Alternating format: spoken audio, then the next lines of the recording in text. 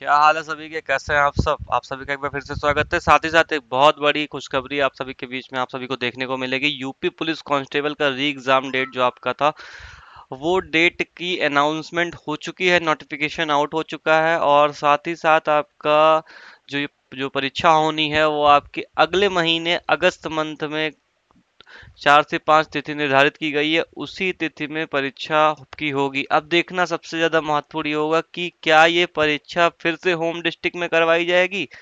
सबसे बड़ा क्वेश्चन ये बनता है, क्योंकि जो पिछली बार परीक्षा का जो आपका कैंसिल हुआ था, एग्जाम आपका कैंसिल हुआ था, कहीं ना कहीं सबसे बड़ा रीजन उसका यही था कि जो होम डिस्ट्रिक्ट बनाया गया था। तो आइए उसी पे बात करते हैं। सबसे पहले ऑफिशियल चीजों को क्लियरिफाई वेरीफाई करते हैं कि हाँ, क्या ये सही है, क्या ऐसा हमें देखने को मिल रहा है। तो अगर हम बात करें एसएससी के सरकारी रिजल्ट डॉट कॉम जो आपका है, जो कि गवर्नमेंट जितनी भी वैकेंसी आती हैं सब इसी वेबसाइट पे होती हैं और सही होती हैं। अब अगर हम बात करते हैं सरकारी रिजल्ट पे, अगर हम इसको ओपन करते हैं तो आपको देखने को मिल जाएगा यूपी पुलिस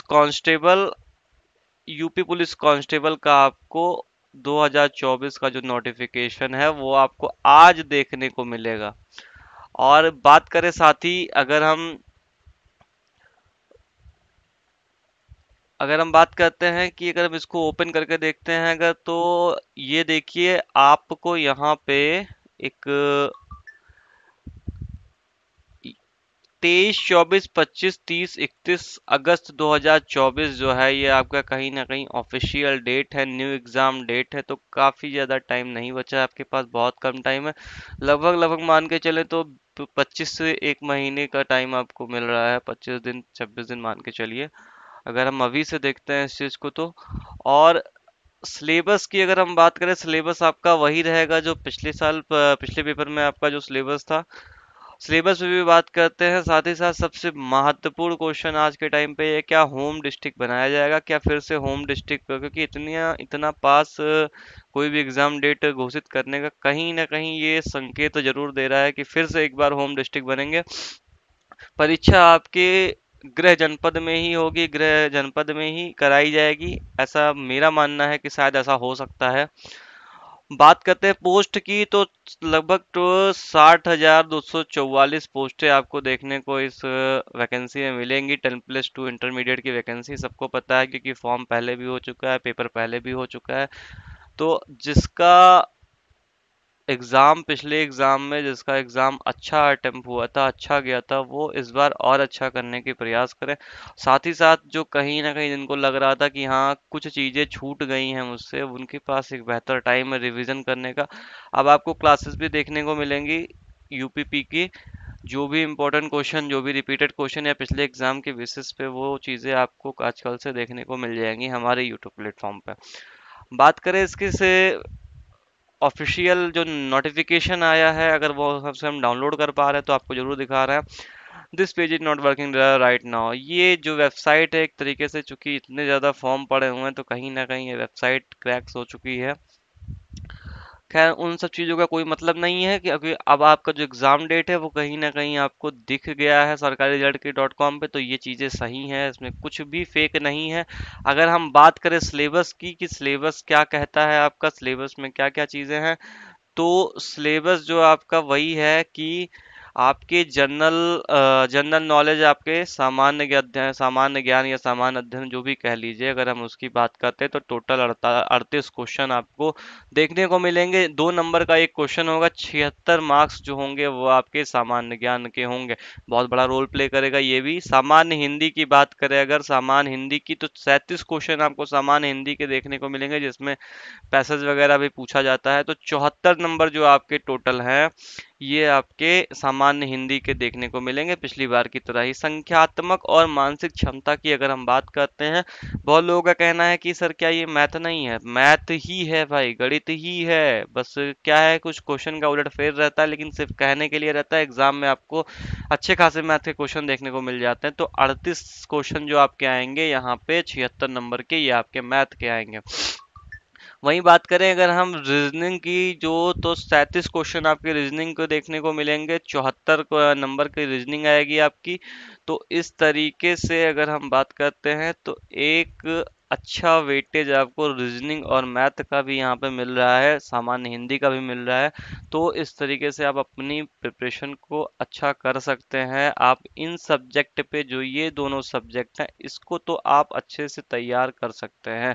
क्योंकि हम बात कर रहे हैं, अगर 38 क्वेश्चन ये आपके और 37 क्वेश्चन आपके, ये दोनों तो आपके सबसे बड़े गेम चेंजर साबित होने वाले हैं। साथ ही साथ सामान्य हिंदी हर कोई करता है, पेपर के ऊपर है, थोड़ा सा मॉडरेट आ जाएगा तो कुछ लोगों को दिक्कत होगी, बट कहीं ना कहीं वो भी इजी रहता है। सामान्य ज्ञान की बात करते हैं तो हूबहू बहू जैसे आप पढ़ रहे हैं अच्छे से पढ़ते रहिए। बहुत ज़्यादा सामान्य ज्ञान पे ध्यान देने की ज़रूरत नहीं है, क्योंकि इसमें क्या है कि कुछ पता नहीं कि कहाँ से आने वाला है। तो इसलिए पहले तो आप अपना ये जो दोनों सब्जेक्ट है इसको विशेष करके अच्छा कर लीजिए, जिससे आप एग्जाम में बैठने के लायक हो जाएं।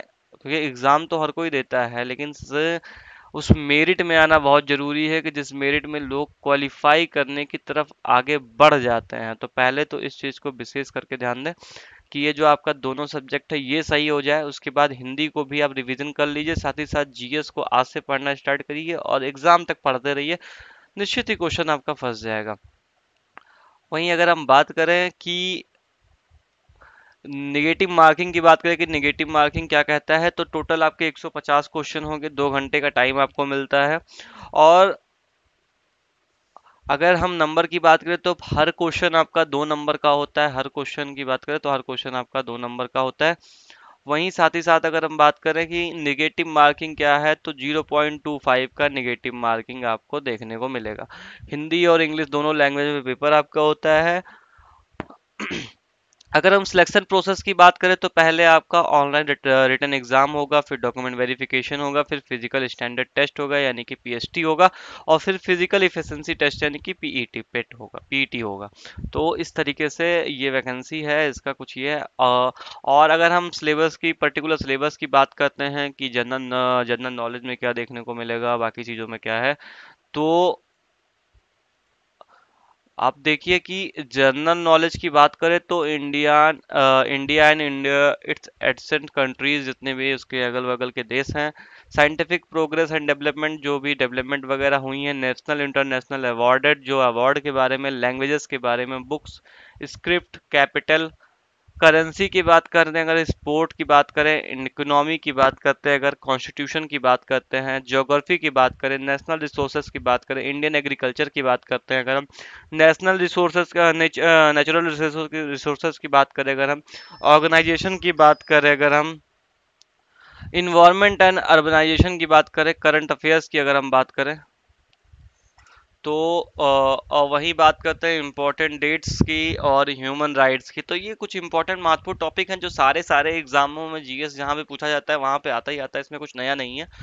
अगर हम बात करते हैं जनरल हिंदी की, तो वर्ड नॉलेज होना चाहिए आपको, use of words, question and answer from the passage, जैसे मैं पहले बताया, टाइटल ऑफ द पैसेज वगैरह वगैरह सारी चीजें इसमें आपको देखने को मिलेंगी। तो इस तरीके से अब यहाँ सबसे इम्पोर्टेंट टॉपिक आपका मैथ। जैसे लोग कहते हैं ना कि मैथ नहीं आता है, मैथ नहीं आता है, भैया नंबर सिस्टम, सिंप्लीफिकेशन, डेसिमल यानी कि दशमलव, HCF and LCF, ratio, percentage, average, time and work, time and distance, use of tables and graphs, mensuration, arithmetics, miscellaneous, percentage, profit loss, discount, simple interest, compound interest. तो क्या ऐसा है भाई जो इसमें नहीं है? सब तो है।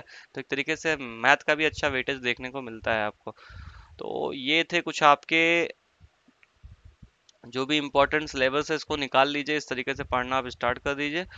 और एक अच्छी वैकेंसी है, अगर आप थोड़ा सा मेहनत करेंगे तो चीज़ें कहीं ना कहीं आपके हाथ में होंगी। जैसा कि पिछली बार एग्जाम आया था, एग्जाम बहुत टफ नहीं होने वाला है, जैसा पिछली बार था सेम टू सेम वैसा ही एग्जाम होगा, थोड़ा बहुत ऊपर नीचे हो सकता है, उस चीज़ के लिए तैयार है।